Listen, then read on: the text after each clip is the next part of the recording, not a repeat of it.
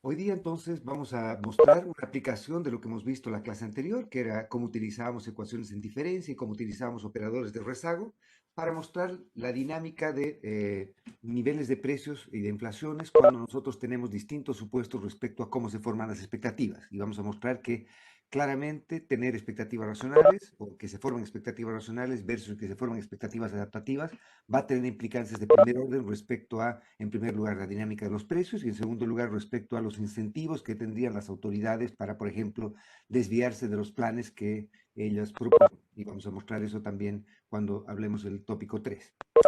Entonces vamos a partir, como les decía, hablando del modelo de Kagan, otra vez, el modelo acá. Y el modelo de Kagan lo que hace simplemente es un modelo que se utilizó hace muchísimos años ya para intentar dar cuenta o explicar de las dinámicas de hiperinflaciones, de cómo podrían generarse hiperinflaciones.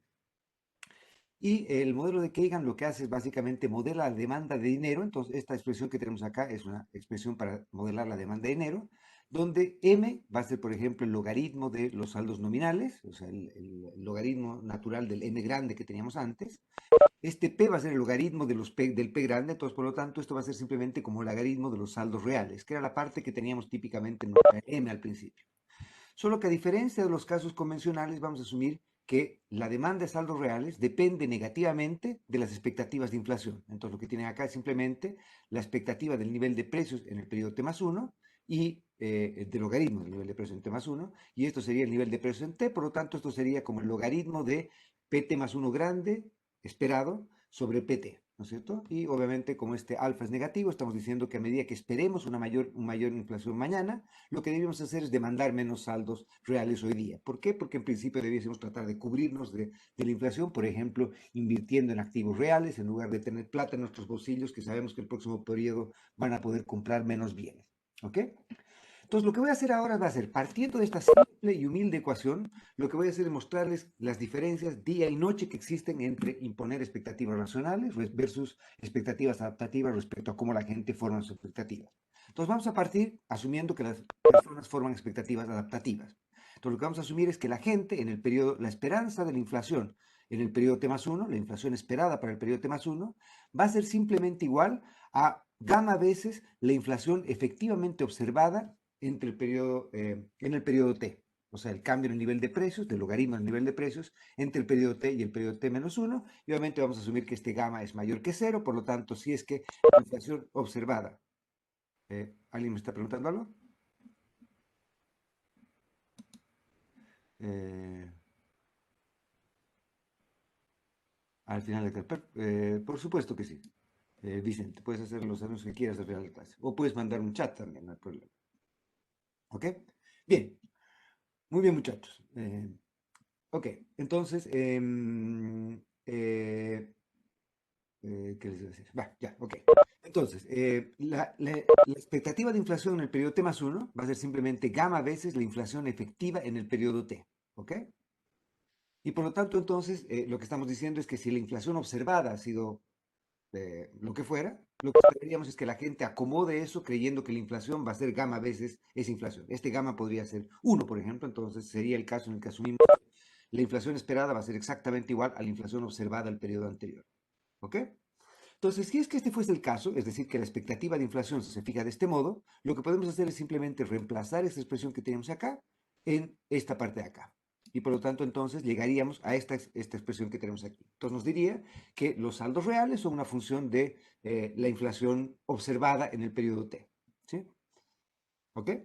Pero vean que lo que está ocurriendo acá entonces es que tengo el nivel de precio acá y el nivel de precio en T-1, y por lo tanto entonces esta expresión se parece bastante a la que hemos visto antes acá, si es que ustedes colocan como si fuese PT a XT, y si colocan a UT como si fuese M. Y por lo tanto esta es una ecuación en diferencia de primer orden que nos debiese describir el comportamiento de la secuencia de precios en el tiempo.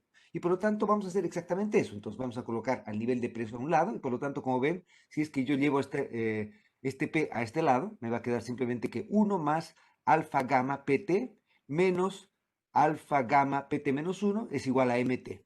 Y lo que voy a hacer entonces, divido todo por 1 más alfa gamma y me va a quedar justamente esta expresión que tienen acá. ¿Ok? Revisen que estamos ok.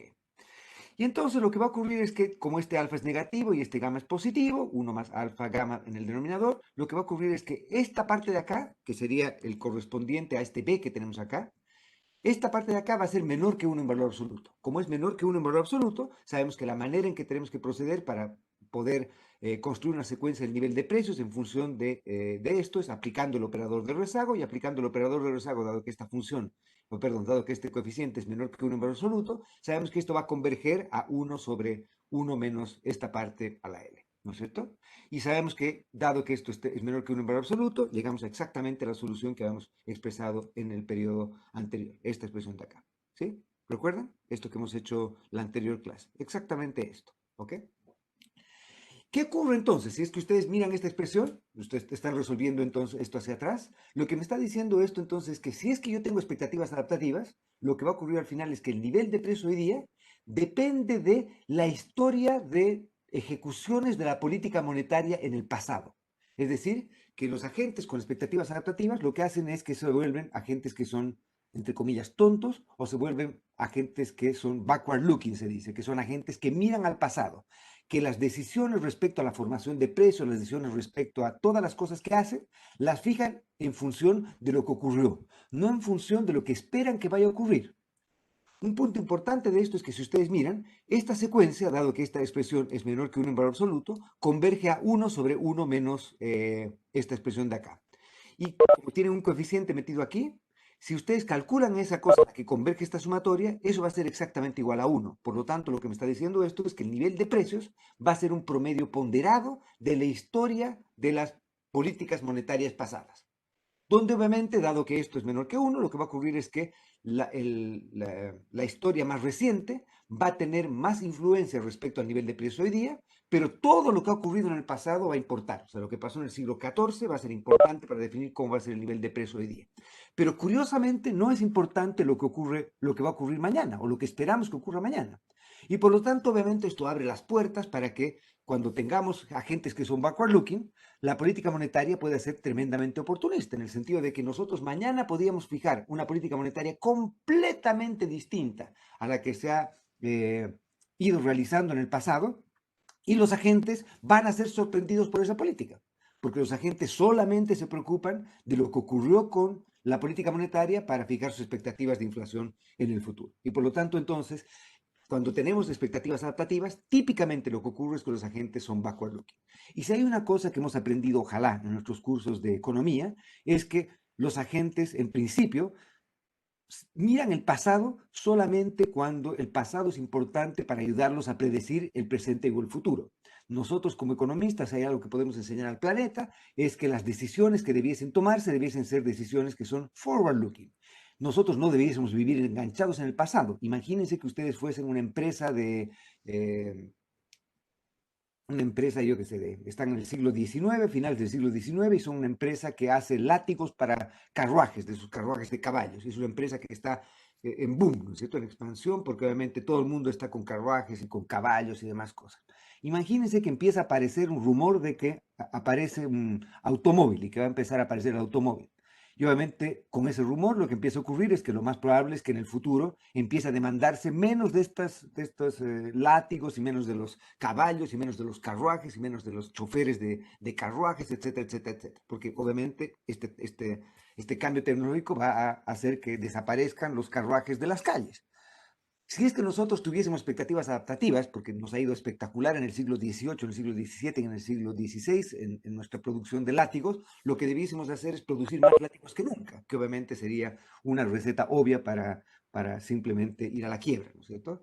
El pasado lo utilizamos entonces en economía solamente cuando el pasado nos sirve para predecir cosas en el futuro, para ayudarnos a tener una mejor idea de lo que va a pasar en el futuro. Todas las decisiones intertemporales que tomamos son decisiones en las cuales nos basamos, tomamos lo que ocurrió como lo que es, simplemente historia y muchas veces simplemente como costo hundido, que es otro de los conceptos muy importantes en la economía que lamentablemente no utilizamos lo suficiente en nuestras decisiones personales y en nuestro razonamiento económico. Y por lo tanto, entonces, como ven, expectativas tardías lo que hace es que asume que los agentes son backward looking y asume que los agentes son susceptibles a ser sistemáticamente engañados. Uno puede todos los días hacer cosas distintas a las que ha hecho en el pasado y con eso lo que va a ocurrir es que va a afectar, va a afectar decisiones probablemente reales. Y esto obviamente puede crear la visión aceleracionista de la inflación, que es una de las cosas por las cuales el modelo de Kagan predecía hiperinflaciones. Predecía hiperinflaciones porque como teníamos esta expresión de acá, uno podría tener casos en los cuales iba aumentando M de modo cada vez mayor y eso lo que hacía es que aumentaba la inflación cada vez más y llegamos a episodios de hiperinflación. ¿Ok? Lo que voy a hacer ahora entonces es mostrarle la diferencia que existe. Perdón un segundito. Alguien me ha hecho una pregunta. ¿Cómo podría ser este juicio? El de que el pasado es o no útil para predecir al futuro. Ok.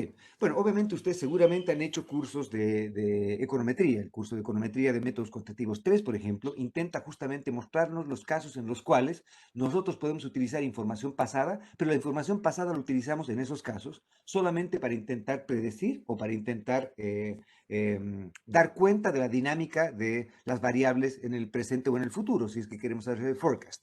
Y obviamente lo que hacemos típicamente en los modelos en los que trabajamos con series de tiempo es evaluar si es que las propiedades de ese modelo son útiles para hacer proyecciones, por ejemplo. Entonces tenemos una batería de test que podemos utilizar para evaluar si es que un modelo de series de tiempo, por ejemplo, es estable en el tiempo, si no es estable en el tiempo, si han habido modificaciones en la ley de aumento de una variable y afectan a otra.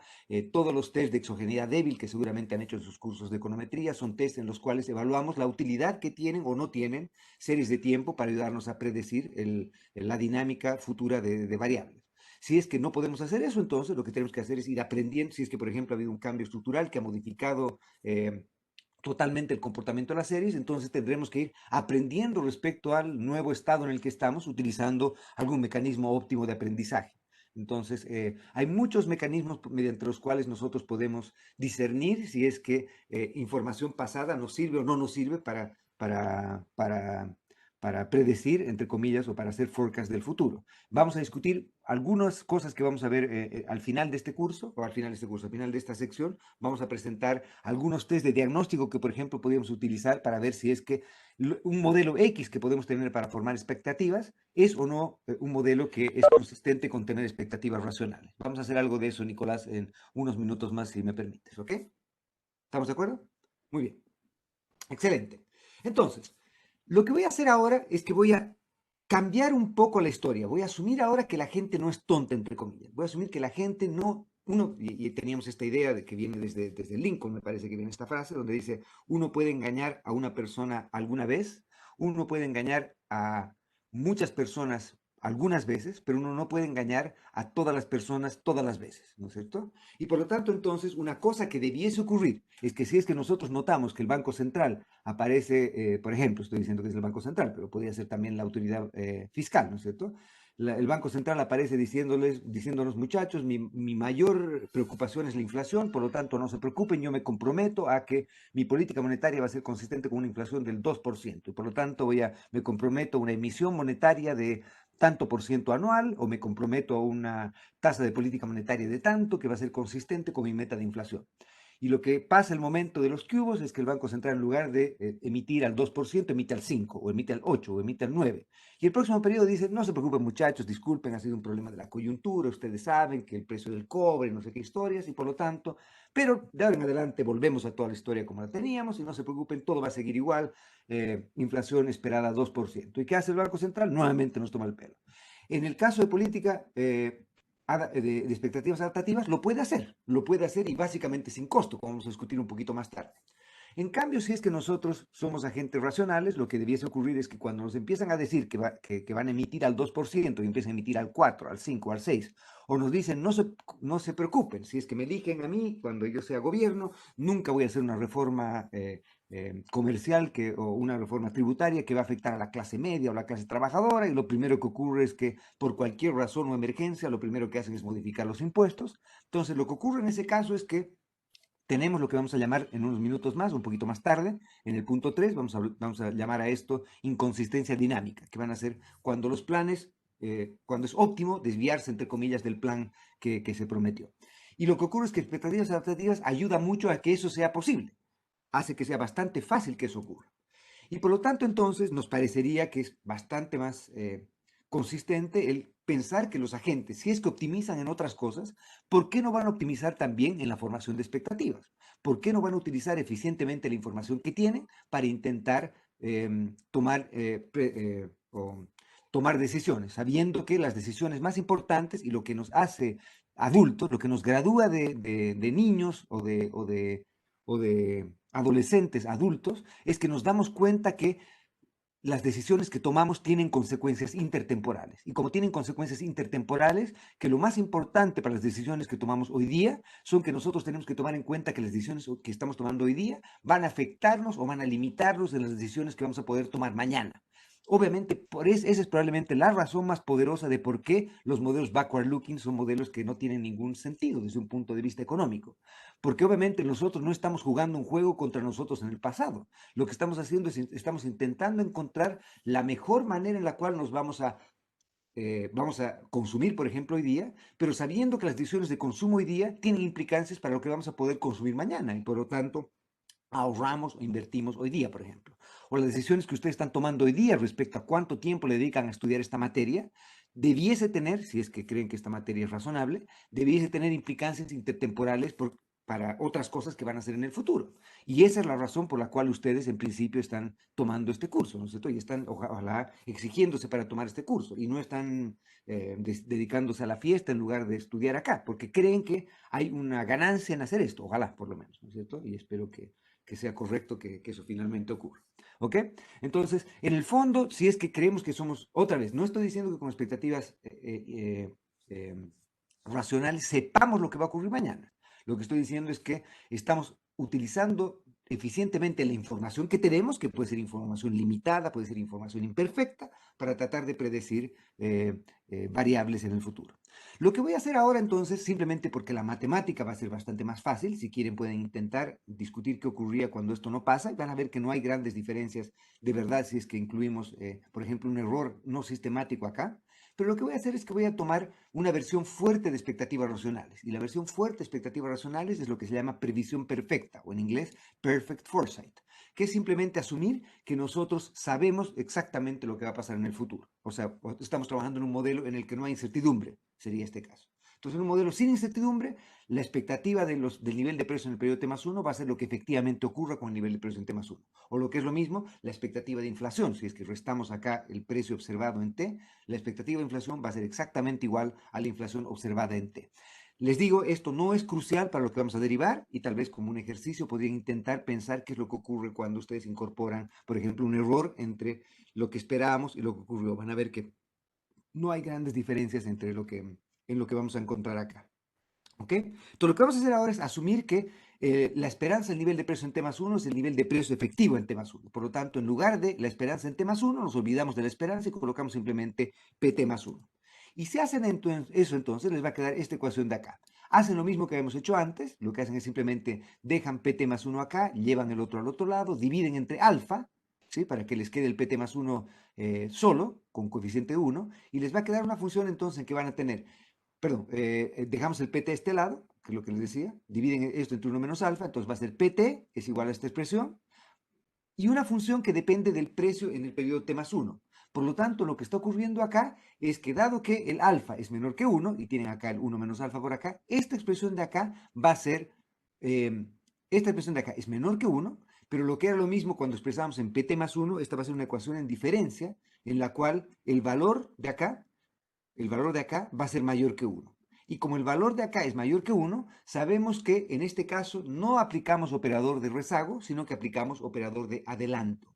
Y si ustedes hacen eso, entonces hagan esto con calma en la casa y además descartando burbujas especulativas, es decir, descartando que cuando J va a infinito, es decir, cuando se vaya a acabar el planeta, nosotros vayamos a demandar dinero, que sería el caso justamente en el cual nosotros creamos que todavía hay algún poder de compra asociado con tener todavía billetitos. Si es que el mundo se acaba, los billetes dejaron de ser relevantes. Y este es el caso en que estamos descartando justamente que existan burbujas especulativas. Entonces les voy a pedir que simplemente se aseguren de que han emprendido o que han entendido bien lo que estamos diciendo, demuestren que lo que tienen que hacer es simplemente esta expresión de acá.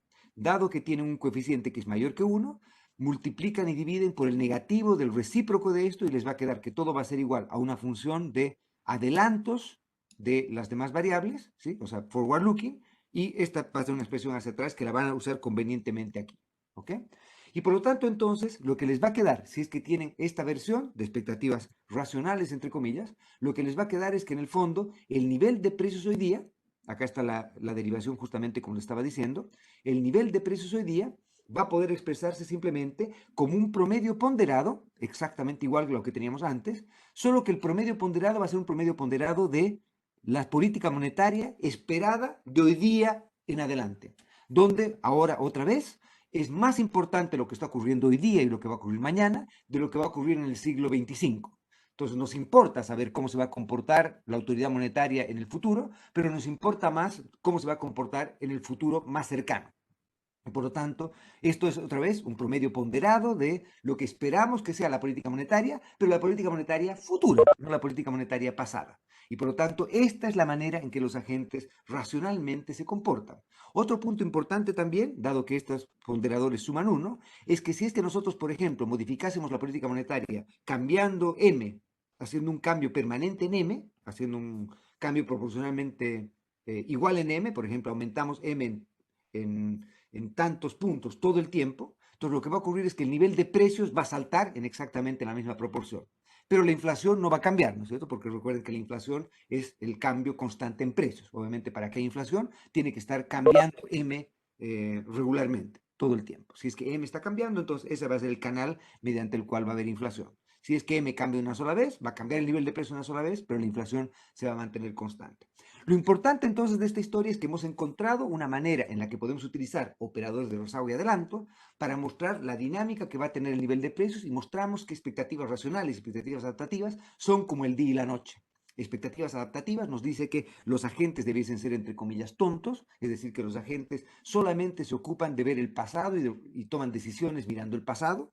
En cambio, los agentes racionales lo que hacen es miran el futuro y toman las decisiones y los precios y todas las secuencias de las variables que toman en cuenta se fijan en función de lo que esperan que vaya a ocurrir y no de lo que efectivamente ocurrió. Y por lo tanto, obviamente en estos casos, los agentes lo que están haciendo es que están intentando adelantarse a evaluar cuál va a ser el comportamiento de la autoridad monetaria. Y eso obviamente lo que va a hacer, autoridad monetaria y fiscal. Y eso lo que va a hacer es que va a crear un tipo de disciplina que va a tener que implícitamente tomarse la autoridad monetaria. Sabe que si es que trata de sorprender mañana, los agentes van a dejar de creer los anuncios que tiene para pasado mañana y por lo tanto va a crear probablemente más ruido y va a crear dinámicas probablemente indeseadas en cuanto a decisiones de formaciones de precios, en decisiones de consumo, de inversión, etcétera, por parte de los agentes. Entonces, como vamos a discutir un poquito más tarde, también hay alguna disciplina adicional que se crea cuando tenemos expectativas racionales versus expectativas adaptativas. Y otra vez vamos a discutir eso cuando veamos políticas un poquito más tarde. ¿Ok?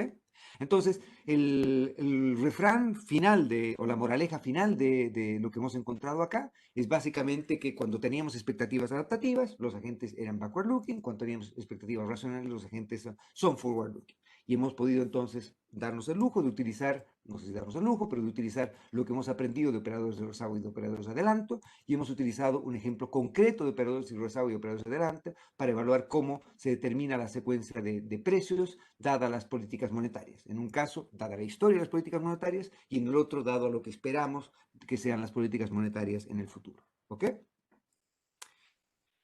Muy bien. Lo que vamos a hacer ahora es, voy a presentarles el nuevo gran aporte que Robert Lucas tuvo a la economía, que es justamente el de la crítica de Lucas. Tengo la impresión que varios de ustedes han debido escuchar o conocer de la crítica de Lucas, ¿no es cierto? ¿Estoy equivocado? ¿Alguien que no esté dormido eh, eh, y esté atento que me pueda responder? ¿Han escuchado hablar de la crítica a Lucas en un curso de macro anterior? Nicolás sí lo escuchó, perfecto. Elisa también, perfecto. Ok, bien. Entonces, la crítica de Lucas lo que nos dice básicamente es que si los agentes son racionales y por lo tanto los agentes son forward-looking, lo que ocurre es que los agentes debiesen tomar en cuenta que si es que, por ejemplo, hay una variable, la trayectoria de una variable en el futuro determina las decisiones que tomo hoy día, y si es que yo percibo que va a haber o ha habido un cambio en la ley de movimiento de esa variable, entonces óptimamente los agentes debiesen cambiar también la manera en que responden a esa variable. Eso es básicamente lo que nos dice la crítica de Lucas. Cuando vean programación dinámica, probablemente en cursos más avanzados, si es que hacen posgrado y demás cosas, en programación dinámica, la manera de describir la crítica de Lucas es decir que si es que la ley de movimiento de las variables de estado cambia, va a cambiar también lo que vamos a llamar la policy function, la manera en que los agentes reaccionan. Sí, repito entonces.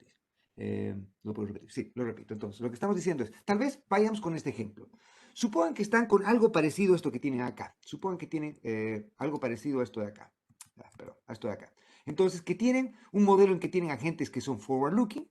Y lo que ocurre es que hemos mostrado entonces que podíamos escribir esta función como pt en función de pt más 1 y en función de una variable entre comillas exógena, en este caso la política monetaria, por decir algo. ¿Ok? ¿De acuerdo? Entonces, supongan que tiene una ecuación de este tipo, una ecuación en diferencia de este tipo para y, que depende de y más 1, y este delta es menor que 1. Como delta es menor que 1, si lo pasan a dividir, quiere decir que cuando ustedes formen la ecuación en diferencia, va a ser y más 1, va a ser igual a 1 sobre delta de yt menos xt, ¿sí? Pero como delta es menor que 1, 1 sobre delta va a ser mayor que 1. Y como 1 sobre delta es mayor que 1, ustedes saben que cuando tengan una ecuación en diferencia de esa forma, lo que ustedes tienen que hacer para resolverla es hacer el problema forward looking, ¿sí? Y por lo tanto lo que va a ocurrir es que la trayectoria de esta variable va a depender de la secuencia futura de las x, que es lo que hemos hecho justamente aquí, lo que hemos hecho justamente acá, ¿no es cierto? Con expectativas racionales hemos visto que el nivel de precio hoy día depende de la trayectoria esperada futura de la variable x, ¿ok?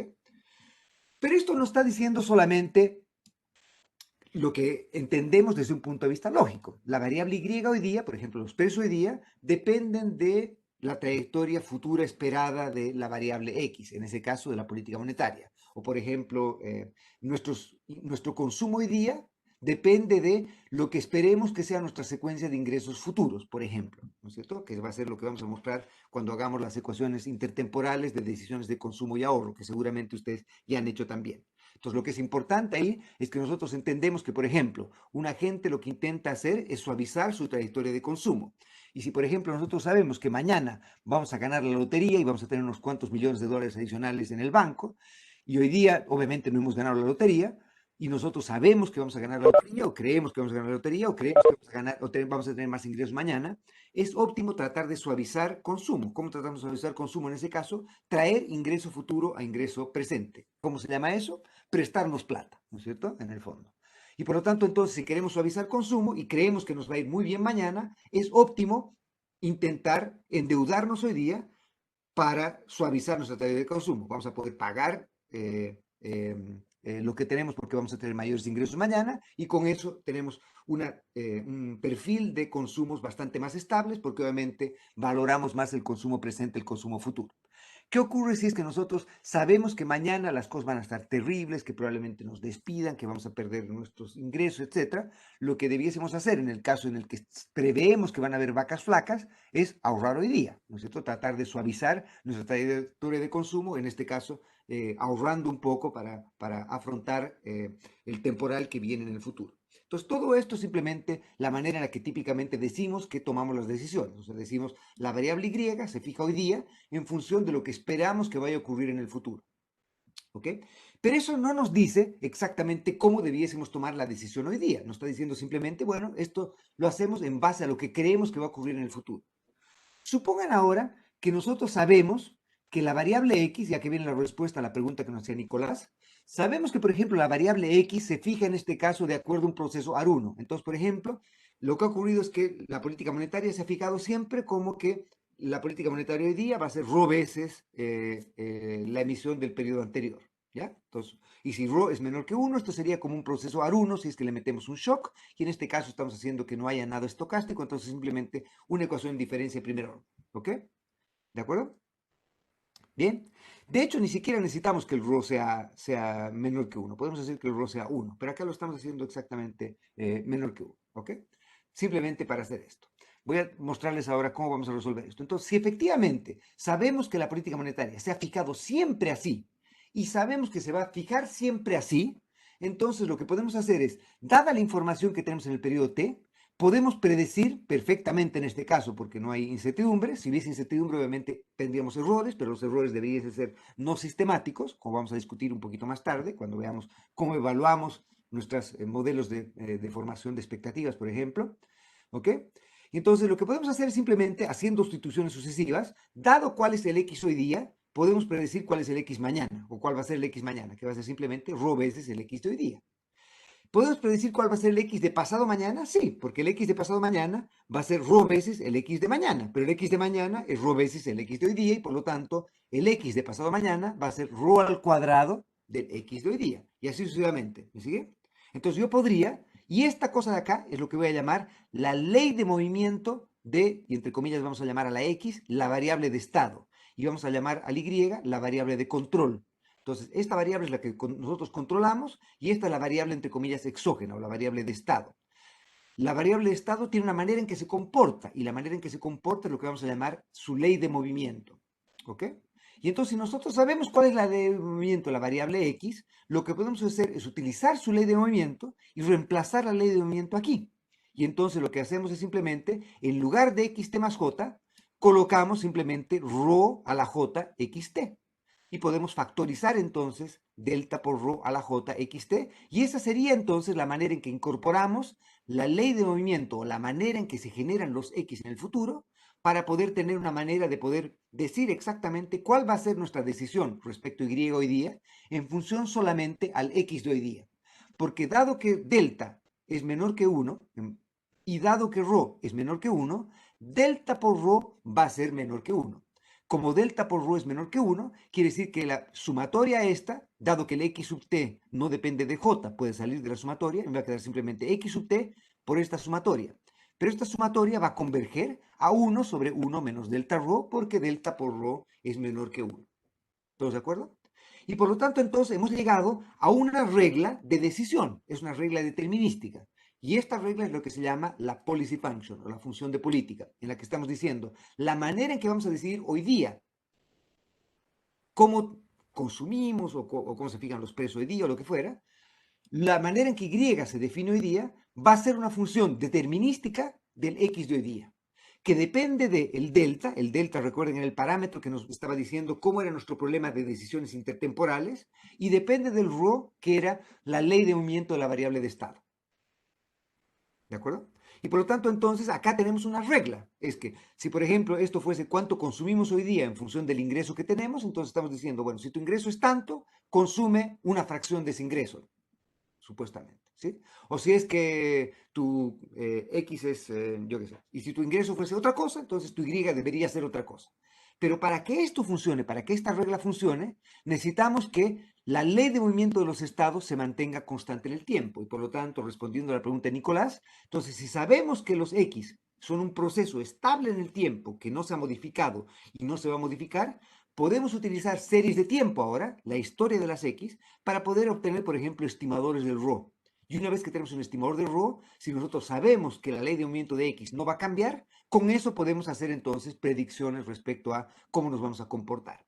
¿Qué nos dice Lucas? Lo que nos dice Lucas ahora es que si por alguna razón la ley de movimiento de los estados cambia, es decir, si ρ cambia, lo que va a ocurrir entonces es que la manera en que Y va a reaccionar a X va a cambiar, porque como ρ ha cambiado, esta cosa va a cambiar y todo este coeficiente va a cambiar. ¿Me siguen? Como todo este coeficiente está cambiando, la relación que antes había entre Y y X dejó de ser relevante, porque ahora va a ser otra relación.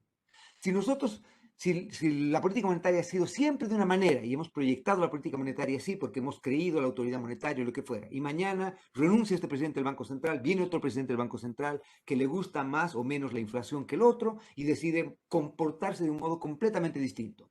Lo que ocurre entonces es que sabemos que la manera en que se comportaba la autoridad monetaria antes, y por lo tanto el rol que teníamos antes, no es relevante para decidir, para tomar nuestras decisiones hoy día. Ha cambiado eso. Como ha cambiado eso, por muy bonita que haya sido nuestra regresión antes y por muy lindo que haya sido nuestra regresión de Y contra X para obtener este parámetro es una combinación de parámetros que son parámetros estructurales, de preferencias o lo que fuera que están metidos en este delta, más parámetros que vienen de la ley de movimiento de las variables de estado. Y por lo tanto, cuando cambia la ley de movimiento de las variables de estado, cambia la relación cambia la manera en que Y óptimamente reacciona a X.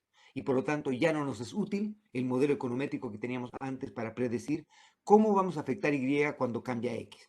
Y ese es obviamente otro de los grandes problemas y probablemente fue el punto final con el cual sepultamos la relevancia de la ISLM, es que justamente Lucas nos mostró que por muy bonito que haya sido nuestro multiplicador keynesiano y por muy lindo que haya sido todo esto, si es que nosotros hacemos algo que cambia la manera en que se comporta el gobierno, lo que debiese ocurrir con agentes forward-looking es que los agentes debiesen responder a ese cambio y comportarse de un modo distinto. Y por lo tanto, todos los parámetros bonitos que hemos estimado con nuestra ISLM dejaron de ser relevantes. Porque una vez que nosotros hemos modificado la ley de movimiento de los estados, los agentes que son forward-looking, óptimamente van a responder ante eso, cambiando la manera en que Y reacciona a X. ¿Ok? Eso sería la manera intuitiva en la que presentamos la crítica de Lucas. Desde un punto de vista econométrico, probablemente han visto esto, si es que han hecho, por ejemplo, test de exogeneidad débil. Desde un punto de vista econométrico, lo que nosotros decimos es que esta expresión de acá típicamente es la esperanza condicional de Y en X, cuando hacen una regresión de Y contra X, por ejemplo. Lo que están diciendo acá entonces es que si cambia la marginal de X, si cambia la manera en que X se genera, la función de densidad marginal de X, lo que va a cambiar también es la condicional de Y en X. Y por lo tanto, lo que va a ocurrir es que el parámetro de la condicional de Y en X va a cambiar si es que cambia el parámetro de acá. O lo que es lo mismo, en su curso de econometría probablemente han escuchado este término, decíamos que X, o perdón, los parámetros de la condicional y los parámetros de la marginal no son libres de variación, se dice. Es decir, que si es que varía la marginal de X, si cambia el ρ, va a cambiar también la manera en que Y se relaciona con X y por lo tanto los parámetros de la condicional, que es este de acá, el que está resumido todo esto de acá, ese sería el parámetro de la condicional, todo esto de acá, no es libre de variación del parámetro de la marginal. ¿Ok? ¿De acuerdo? ¿Todos de acuerdo? Elisa, Gabriel, todos, nadie. Perfecto. ¿Ok? Entonces, la crítica de Lucas es tremendamente poderosa y la crítica de Lucas dejó en estado comatoso a la econometría convencional y obviamente sepultó a la macroeconometría como se hacía típicamente. Los modelos ISLM son absolutamente vulnerables y perforables por la crítica de Lucas y por lo tanto colapsaron en este sentido. ¿No es cierto? Porque obviamente, si es que nosotros estamos diciendo, bueno, hagamos una política fiscal, cambiemos el G, cambiemos el M, cambiemos una política monetaria, cambiemos el G, entonces, bueno, ¿qué? ¿Estamos cambiando la política y los agentes no van a responder ante ese cambio? ¿Van a quedarse pasivos ahí esperando a ver su multiplicador? Obviamente no tiene mucho sentido eso, ¿no es cierto? Bien, ok. Terminemos entonces el punto este, presentándoles ahora un paper que también van a leer, es un paper de Sargent y Wallace, bastante antiguo, pero que es bastante interesante porque otra vez nos muestra una manera con la cual podemos, o tenemos que tener bastante cuidado respecto a la evaluación de políticas cuando nosotros tenemos expectativas racionales o cuando los agentes procesan la información tomando en cuenta reglas hacia adelante en lugar de reglas hacia atrás. Hubo un debate, y probablemente siga habiendo un debate en algunos entornos en economía, discutiendo respecto a cuáles son las mejores reglas, entre comillas, de política. Vamos a discutir algo de eso también la próxima clase cuando entremos al tópico 3. ¿Ok? Pero la manera en que, por ejemplo, uno dice, si uno debiese tener una regla de política en la cual, por ejemplo, tenemos reglas activistas, es decir, reglas que están tratando de ir en contra de la corriente, lean against the wind.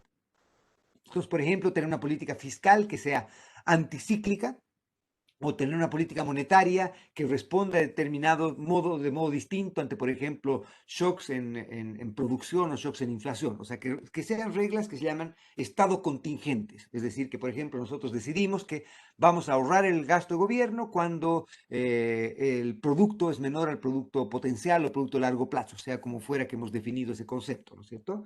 O vamos a ahorrar cuando estamos con vacas gordas y vamos a deshorrar cuando estamos con vacas flacas. O la política monetaria va a aumentar la tasa de interés cuando el producto esté por arriba del producto potencial y cuando la inflación esté por arriba de la inflación meta o la inflación esperada, por decir algo. Esto es una regla activista. Esto es una regla en la cual nosotros estamos colocando una manera en la que retroalimentamos nuestro sistema. Y hay otra literatura que dice que tal vez, sobre todo en política monetaria, es preferible tener reglas que no tengan feedback.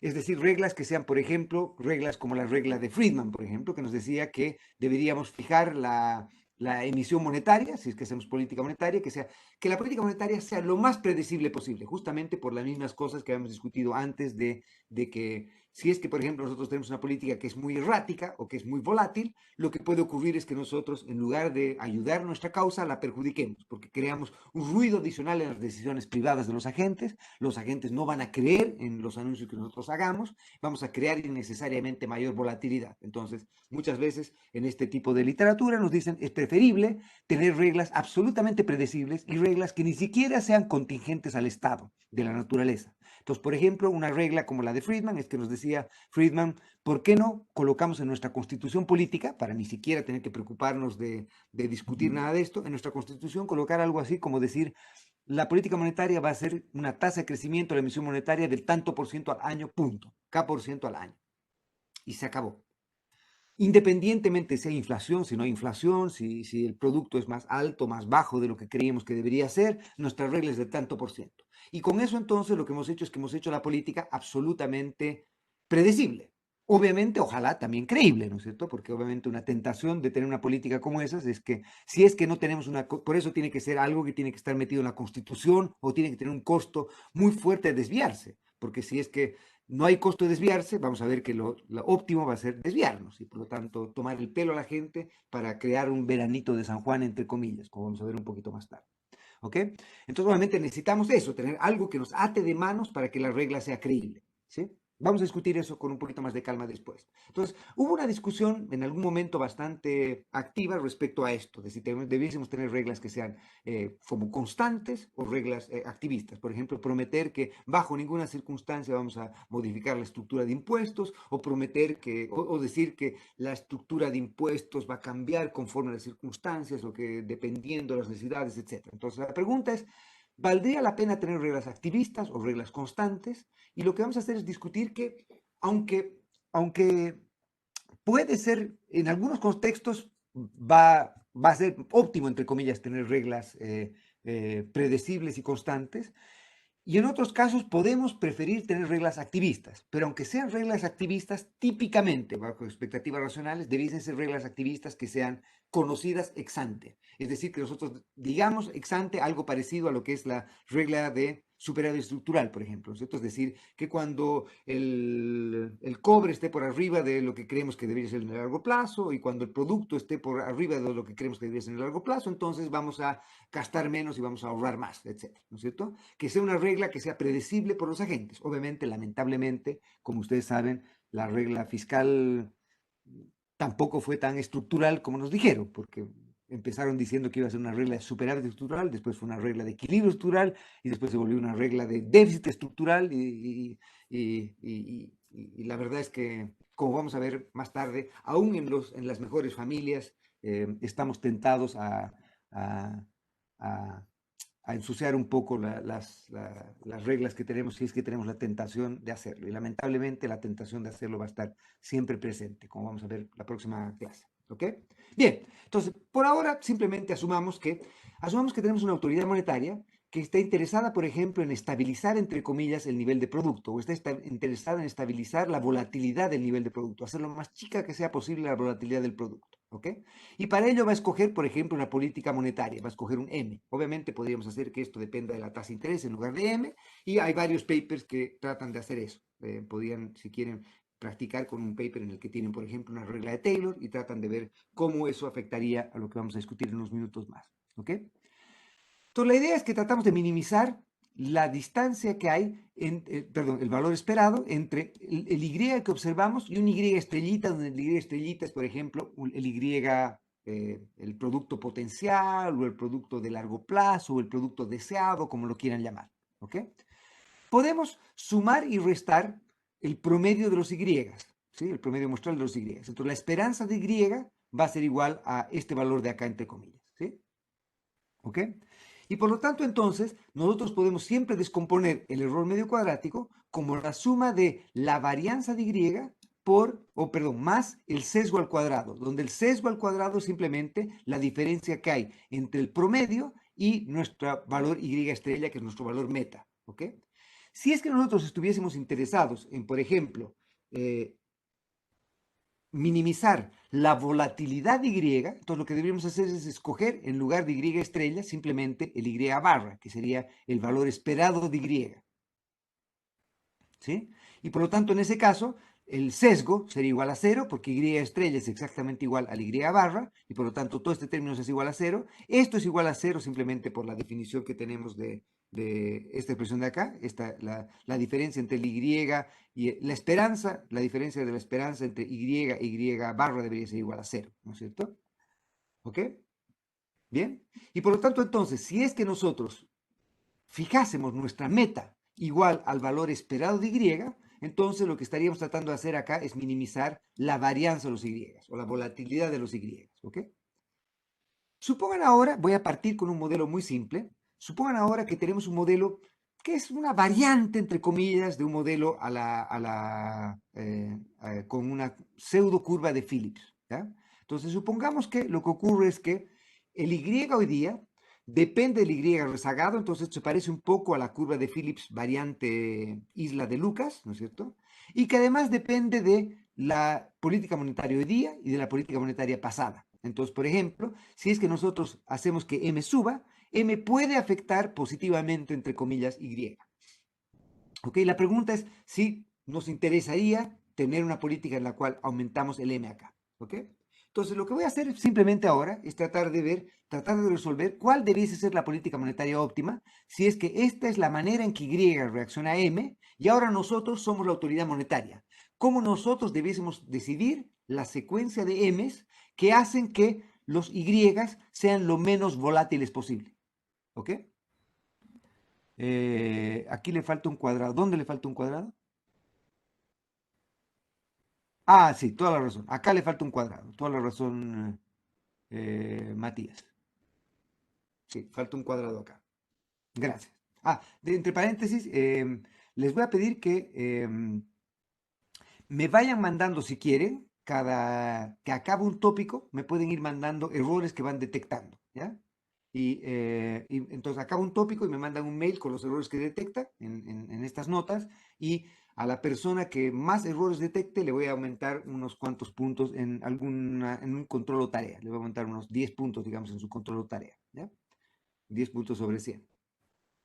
Entonces, este es un concurso y obviamente si es que tengo muchas personas que llegan a exactamente las mismas respuestas, no voy a poder premiar a nadie, pero la persona que más descubra va a tener 10 puntos más en controles y tareas. Entonces, eh, el tópico 1 y tópico 2 les va a dar 10 puntos para el control 1, ¿ok?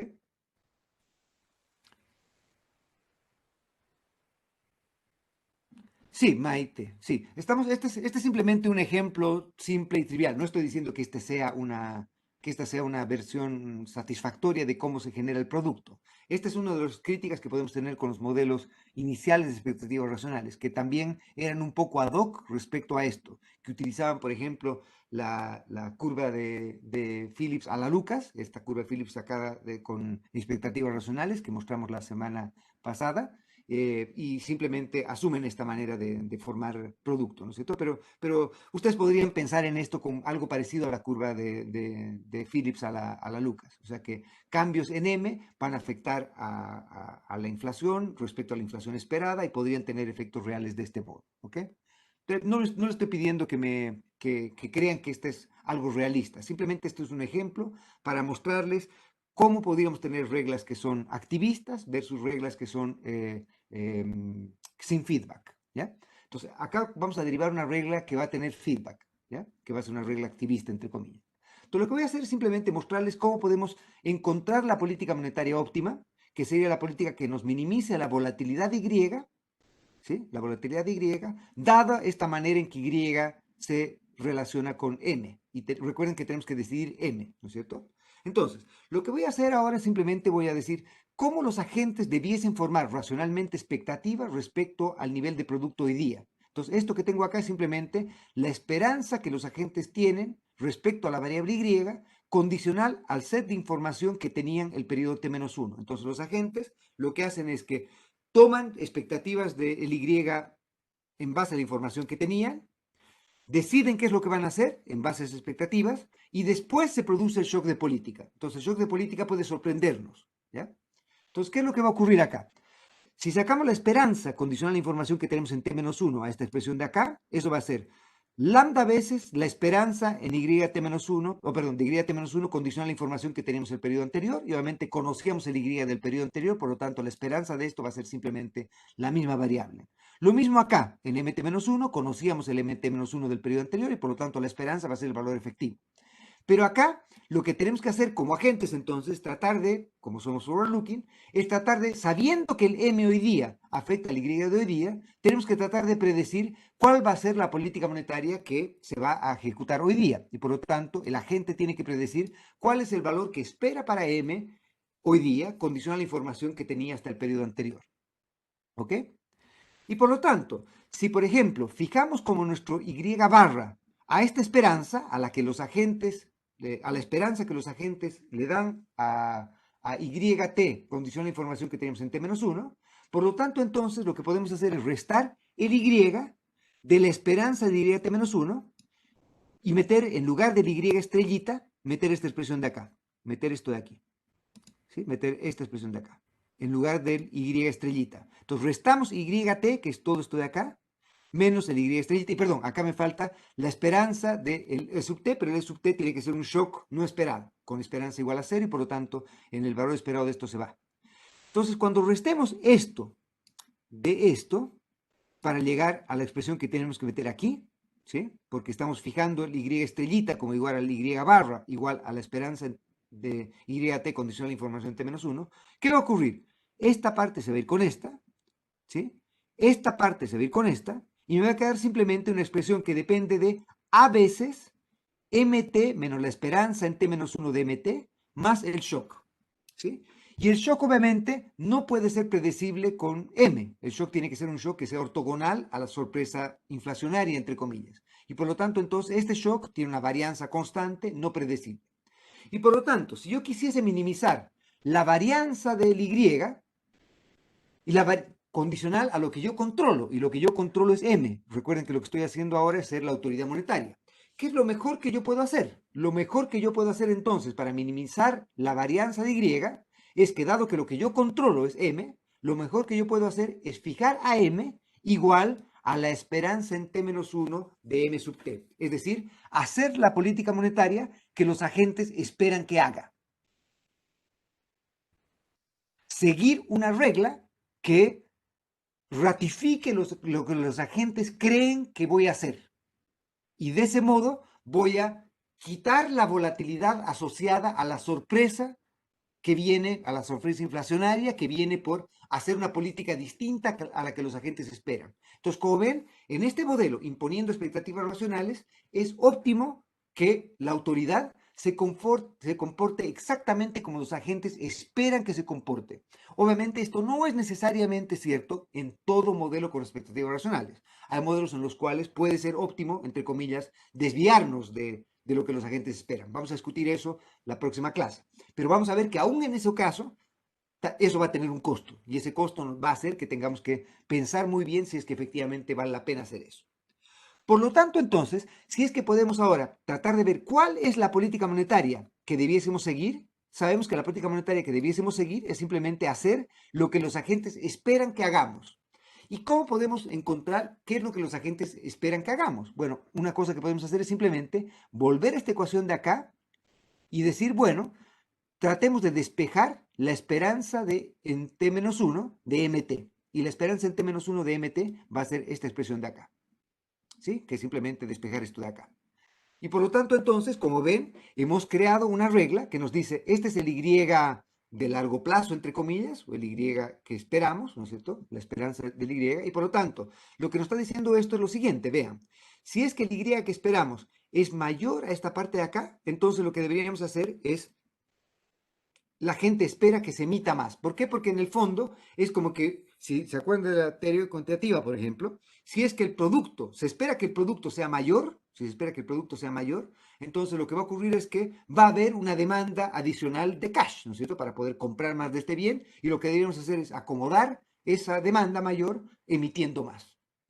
Por otro lado, si es que el producto se mantiene más o menos en lo que estaba antes, o sea que supongamos que esta parte de acá es igual a cero, porque vean que lo que va a ocurrir acá es que, si es que, por ejemplo, la política monetaria es constante, ¿sí? Lo que va a ocurrir es que debiésemos converger a un nivel de producto de estado estacionario, entre comillas, ¿ya? Y entonces lo que me está diciendo esto es que si no hay sorpresas o si la gente no espera sorpresas respecto a la actividad, lo que debiésemos hacer entonces es corregir lo que hemos hecho en M. Entonces, obviamente, si es que hemos emitido de más ayer, debiésemos emitir un poco menos hoy día si es que este B es positivo. ¿Ok? Y entonces, como ven entonces, la gracia de esto es que ahora hemos encontrado una regla que es una regla de feedback, es una regla activista, es una regla que nos dice que dependiendo de lo que ocurrió, nosotros vamos a cambiar el M. Pero pese a que es una regla activista, en el sentido de que nos movemos en contra del viento, entonces si es que hoy día, si esperamos que las cosas estén peor, hacemos una política entre comillas contracíclica o lo que quieran llamarla así, pero lo que estoy diciendo acá no es eso lo importante de esta historia. Lo importante de esta historia es que aunque la política sea una política activista, entre comillas, o sea una política de feedback, es una política que para ser óptima tiene que ser predecible. ¿Sí? ¿De acuerdo? Obviamente, otra vez, si es que hacemos eso, entonces la volatilidad del producto va a ser simplemente, va a estar dada simplemente por la volatilidad de este shock, que no es un shock de oferta, digamos, un shock real que no es afectable por la política monetaria, simplemente la suerte. Entonces, a veces llueve, a veces no llueve, a veces hay incendios, a veces no, a veces hay inundaciones, a veces no, a veces hay virus, a veces no hay virus, etc. Son shocks reales que enfrentamos, ¿no es cierto? Que no son controlables por la autoridad. Lo que es óptimo es minimizar la incertidumbre fruto de la política monetaria y hacer la política lo más predecible posible, con reglas que sean creíbles, en el sentido de reglas que fortalezcan o apoyen la expectativa que los agentes tienen respecto a esto. ¿Sí? Lo que los agentes esperan debiese ser ratificado con lo que nosotros hagamos. Vamos a discutir que lamentablemente esa a veces no es la política óptima. La política óptima es a veces tratar de tomarnos el pelo. Y vamos a ver que eso tiene consecuencias también. ¿Ok? Bien, ahora volvamos nuevamente a una versión un poquito, llamémoslo un poquito más sofisticada, que se va a parecer un poco a lo que hemos discutido de otra vez la curva a la Phillips de Lucas, donde tenemos las islas, si se acuerdan, y decíamos que en realidad el producto va a ser simplemente en función de las decisiones que hemos tomado antes, más un shock real, si es que tenemos esta regla a la Lucas, y además va a depender de la diferencia que hay o la sorpresa inflacionaria, ¿no es cierto?, entre el nivel de precio hoy día y el nivel de precios que esperábamos para hoy día. ¿Sí? Entonces, si es que nosotros esperamos un nivel de precios y ha sido un poquito mayor, puede ser que nosotros acomodemos esa sorpresa aumentando nuestra actividad porque creemos que parte de ese aumento en P puede ser un aumento en la demanda real, que es parte del shock idiosincrático, entre comillas. Y por lo tanto, entonces, obviamente la diferencia entre PT y la esperanza en T-1 de PT no puede ser sistemática. Si fuese sistemática, obviamente sabríamos que en realidad esto es seguramente shock monetario o shock agregado y por lo tanto no debiésemos responder ante este shock. ¿Sí? Bien, entonces por ahora, entonces, supongan que esta es la curva de oferta, entre comillas. ¿Ya? También se llama la curva de oferta a la Lucas esta. Y por otro lado, asuman que esta es la función de demanda de saldos reales, que sería como una versión de la teoría cuantitativa, donde otra vez las variables en minúsculas están expresando simplemente logaritmos de, ¿no es cierto? Entonces tenemos el logaritmo de expresado en cada una de estas cosas. ¿Sí? ¿Ok? Y por ejemplo, este Y podría ser simplemente el Y en torno a el Y a largo plazo. Entonces sería como el ciclo de Y, lo que estamos modelando acá. Esto sería el componente cíclico de Y. ¿Ya? Y acá tenemos una demanda de saldos reales que depende de simplemente el nivel de producto. Acá no estamos diciendo que depende de la tasa de interés, simplemente porque estamos con una versión fuerte de la teoría cuantitativa. Y este B sería simplemente un shock de liquidez. ¿Sí? ¿Ok? Bien, entonces la pregunta es, ¿cómo podríamos fijar nuestras políticas acá? ¿Cómo podríamos fijar nuestra política? Entonces lo que voy a hacer ahora es simplemente, voy a partir de acá viendo cómo se forman las expectativas. Y las expectativas para el periodo T, para el precio en el periodo T, condicional la información que tenemos en T-1, la podemos hacer simplemente, despejamos el PT de acá, o sea, el PT lo pasamos a este lado, y le sacamos la esperanza a esto. Entonces la esperanza al PT va a ser simplemente la esperanza de MT menos la esperanza de YT menos la esperanza de B sub T, pero la esperanza de B sub T debería ser cero porque el shock de liquidez no tiene esperanza igual a cero. Y por lo tanto, los agentes debiesen fijar su expectativa del nivel de precios hoy día, en función de la información que tenían ayer, igual a la esperanza que tienen de cuál debería ser el nivel de producto de hoy día, condición a la información que tenían en T-1, ¿sí? Y la esperanza que tenían ayer de la política monetaria de hoy día. Y por lo tanto, entonces, podemos despejar o reemplazar esto aquí y colocar esta función acá. ¿Me están siguiendo? Colocan eso ahí. ¿Ok? Y tienen esta expresión de aquí. ¿Qué hacemos ahora? Lo mismo que hemos hecho antes. Entonces, ahora trataremos de ver cómo los agentes debiesen formar su expectativa respecto al Y de hoy día. Entonces, lo que hacemos es otra vez, sacamos ahora la esperanza condicional a la información en T-1 a esta expresión de acá. Y al sacar la esperanza en T-1 de esta expresión de acá, nos va a quedar la esperanza en T-1 de esta expresión de acá, que se va a ir con esta, la esperanza en T-1 de esta expresión de acá, que se va a ir con esto, la esperanza de esto que es cero, la esperanza de esto que es una constante y la esperanza de esto que es cero. Y por lo tanto, entonces, la esperanza en T-1 de Y sub T tiene que ser esto. ¿Por qué? Porque obviamente, para ser consistente, esta es la manera en que formamos la expectativa de esta función de aquí. ¿Ok? Y por lo tanto, entonces, si volvemos a fijar el valor del Y estrellita o nuestro valor meta simplemente igual al valor predicho de esta parte de acá, que sería simplemente asumir que el Y va a evolucionar conforme a su pasado, ¿no es cierto? A la persistencia que tenía el Y y que la sorpresa inflacionaria va a ser cero, ¿no es cierto? Entonces, ¿qué vamos a encontrar? Vamos a encontrar ahora que otra vez, si es que volvemos al ejercicio que hacemos acá, definimos esta expresión de acá como minimizar la varianza, restamos el Y observado, que es esta expresión de acá, menos esta expresión de acá, menos el Y estrellita, que sería esta expresión de acá.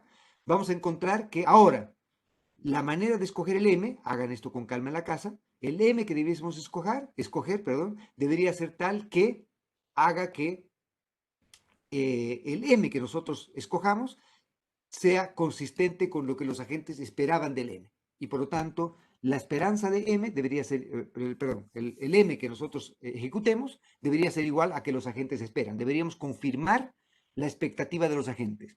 Y ahora lo que ocurre es que a diferencia del caso anterior, no tenemos una regla de feedback, es decir, que no hay una regla de feedback óptima, sino que simplemente lo que tenemos que hacer es fijar la política monetaria de acuerdo a lo que los agentes esperen. Y por lo tanto acá nosotros podríamos fijar cualquier tipo de regla, ya sea una regla constante, por ejemplo, es decir, la inflación va a ser, perdón, la emisión monetaria va a ser tanto por ciento todo el tiempo, y punto, que sería una regla sin feedback, o crear una regla con feedback, pero siempre y cuando los agentes conozcan la regla. Entonces, por ejemplo, en términos de política monetaria, por ejemplo, es tener una regla de Taylor y nosotros decir cómo es la regla de Taylor. Es decir, nosotros ponderamos tanto a la inflación, los desvíos de inflación, ponderamos tanto el desvío del nivel de producto y esta es nuestra regla y decir y hacerla popular y publicarla en todas partes, hacer spots publicitarios o lo que fuera, para que todo el mundo sepa exactamente cuál es la regla.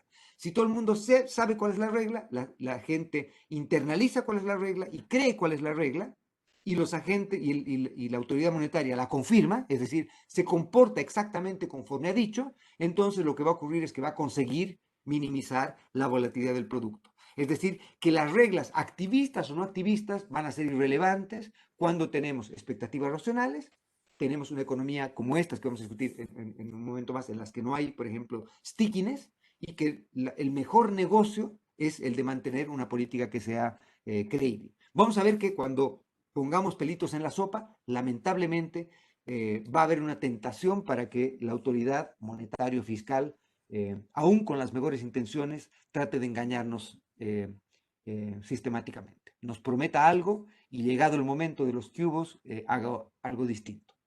¿Ok? Vamos a ver eso la próxima clase.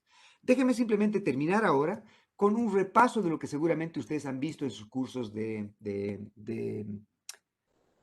econometría.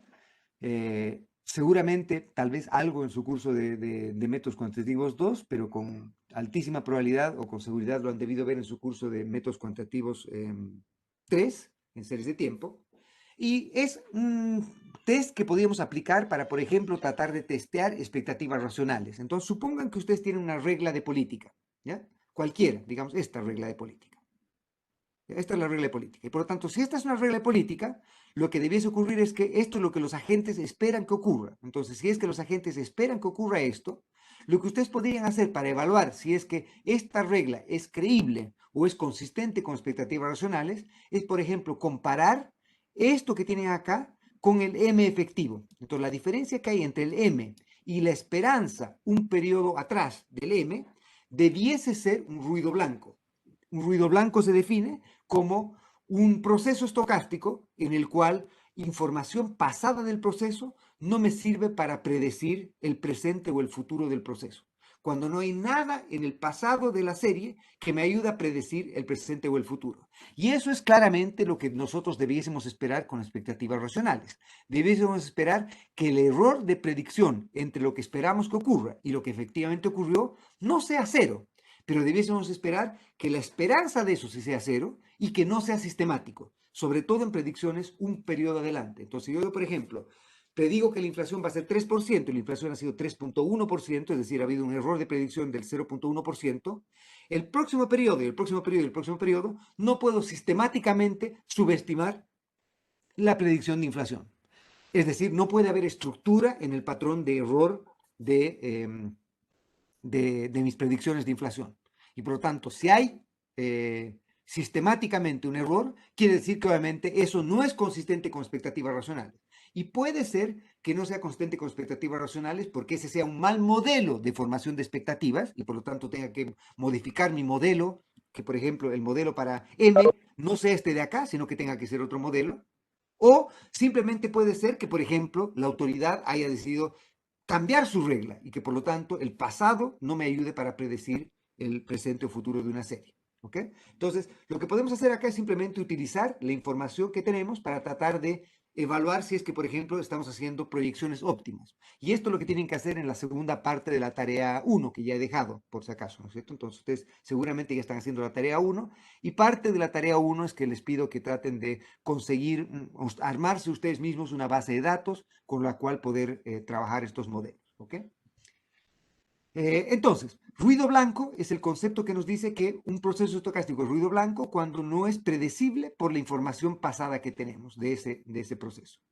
Un proceso es innovación si es que además de no ser predecible por su pasado, no es predecible por ninguna otra cosa que está en nuestro set de información. Y eso también tiene que cumplir eh, un proceso de expectativas racionales. Porque si, por ejemplo, nuestro error de predicción de la inflación en nuestro modelo X está correlacionado con la devaluación, por ejemplo, o está correlacionado con la emisión monetaria, o está correlacionado con la tasa de política monetaria 2 periodos atrás, quiere decir que obviamente hay información en esas variables, en la devaluación, en todo eso, para predecir mejor a la inflación. Y por lo tanto, los agentes racionalmente debiesen haber incorporado esa información adicional. Y por lo tanto, el error de predicción tiene que ser ortogonal, no solo a su pasado, sino también a cualquier otra variable que esté en el set de información que tengamos. ¿Sí? Y por lo tanto, entonces, si queremos testear expectativas racionales, una manera de hacerlo es evaluar que nuestro modelo con el que postulamos que se pueden formar expectativas, tiene que ser tal que la diferencia entre el valor predicho de ese modelo y el valor efectivo no puede ser sistemático. Y por lo tanto, tiene que ser ruido blanco y tiene que ser innovación. Típicamente entonces, por ejemplo, llamamos un gorrito a nuestros errores de predicción entre el valor efectivo y el valor predicho, de acuerdo a un modelo, tenemos que evaluar entonces si es que cumplen con conceptos de ruido blanco o de innovación. Y para eso típicamente utilizamos dos variantes de test, el test Q de Leung y Box o de Box y Pierce y el test de Broach y Godfrey. El test Q lo utilizamos típicamente para evaluar ruido blanco y el test de Broach y Godfrey lo podemos generalizar también para evaluar innovación. ¿Qué es lo que hacemos típicamente en estos tests? ¿Okay? En estos tests lo que hacemos es, supongan que ustedes tienen una serie Y cualquiera y quieren evaluar que esta serie Y cualquiera es ruido blanco. Para que sea ruido blanco, tiene que ser el caso que no hay nada en el pasado de la serie Y que me ayude a predecir la serie Y hoy día. ¿Sí? ¿De acuerdo? Y por lo tanto, entonces, si yo tengo, por ejemplo, el error de predicción un periodo adelante, es decir, tengo el M de hoy día, por ejemplo, en el ejemplo que tengo acá, tengo el M de hoy día, y tengo cuál era el valor que había predicho para M, condicional a la información que tenía en el periodo anterior, o sea que sería el error de predicción un periodo adelante, ¿sí? ¿Ya? Y por lo tanto tengo el error de predicción en un periodo adelante para el 1990, para el 1991, 92, 93, 94 y así sucesivamente para todos los años en los cuales he hecho este cálculo. Entonces, yo podría evaluar si es que, por ejemplo, ese error tiene estructura o no, o por lo tanto, si es que es consistente con expectativas racionales o no, simplemente haciendo una regresión en la que, por ejemplo, regresiono el error un periodo adelante contra todas las variables con las cuales he generado este modelo, ¿sí? Y contra los rezagos, M rezagos de este error de predicción. Entonces, por ejemplo, contra el rezago 1, rezago 2, rezago 3, rezago 4, etc. Y lo que debería testear es que todos los residuos son estadísticamente iguales a cero. ¿Sí? Que todos estos rezagos son estadísticamente iguales a cero. Una manera de hacer eso es simplemente corro esta regresión y evalúo si el R cuadrado de esta regresión por T, que es el número de observaciones, que converge asintóticamente una chi cuadrado con m grados de libertad, donde m es el número de parámetros que estoy estimando que quiero testear que son iguales a cero. Entonces yo testeo si el valor calculado es mayor o no que el valor crítico. Si es menor que el crítico a un nivel de significancia, entonces no rechazo la hipótesis nula, si es menor, ¿cierto? Y si es que es mayor, rechazo la hipótesis nula. Este test, entre paréntesis, se llama el test de multiplicador de Lagrange también, o también se llama el test de Rao. ¿Ya? Yo obviamente también podría testear eso para cualquier otra variable que yo podría querer incluir. Entonces incluyo otras variables además, por ejemplo, estas devaluaciones y cosas que no había incluido en mi modelo de predicción para la variable que tenía originalmente, y además testeo que este coeficiente es igual a cero. Y por lo tanto ahora los grados de libertad van a ser iguales a todas las variables para las que quiero testear que el coeficiente es igual a cero. ¿Ok? Esa sería una manera de hacer esto. Otra manera de hacer un test de ruido blanco es simplemente calcular lo que vamos a llamar acá las autocorrelaciones o el autocorrelograma de una serie. Entonces, como ven acá, si es que yo dividiese esto por t, entre comillas, el número de observaciones, lo que tengo en el numerador es un estimador de la autocovarianza del U corrito, es decir, de la covarianza entre el U en el periodo t y U en el periodo t menos s. ¿Sí? Entonces, por ejemplo, tengo el error de predicción en el periodo T y el error de predicción que había predicho en el periodo T-3, por decir algo.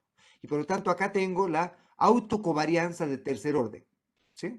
Y en el denominador tengo un estimador de, dividiéndolo por T también, un estimador de la varianza. Y por lo tanto, la relación entre la covarianza y la varianza me da lo que llamamos la autocorrelación. Y lo que queremos testear es que todas las autocorrelaciones son iguales a cero. Porque si todas las autocorrelaciones son estadísticamente iguales a cero, quiere decir que la correlación entre el U hoy día y el U de un periodo es cero. La U de hoy día y la U de un periodo atrás también es cero. Y que los errores no están correlacionados entre sí. Y quiero testear que para cualquier M que yo escoja, todas las autocorrelaciones son iguales a cero. Entonces el test Q de Box y Pierce lo que hace es que calcula estas autocorrelaciones, que es trivial calcularlas, nosotros simplemente agarrar los errores de predicción entre todos los periodos y rezagarlos un periodo, dos periodos, tres periodos, calcular esta sumatoria, y con eso elevan al cuadrado y con eso tienen un estimador de la autocorrelación, sacan t veces la sumatoria de esto y eso converge en distribución a una chi cuadrado con m grados de libertad, donde m es el número de autocorrelaciones que quiero testear que sean iguales a cero. Para que se cumpla que el proceso es ruido blanco, tengo que satisfacer esto para cualquier m. Entonces tengo que testear esto para m igual 1, 2, 3, 4, 5, 6, etc.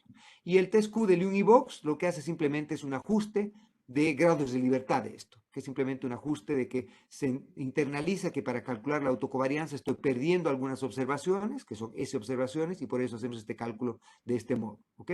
No es nada más que eso.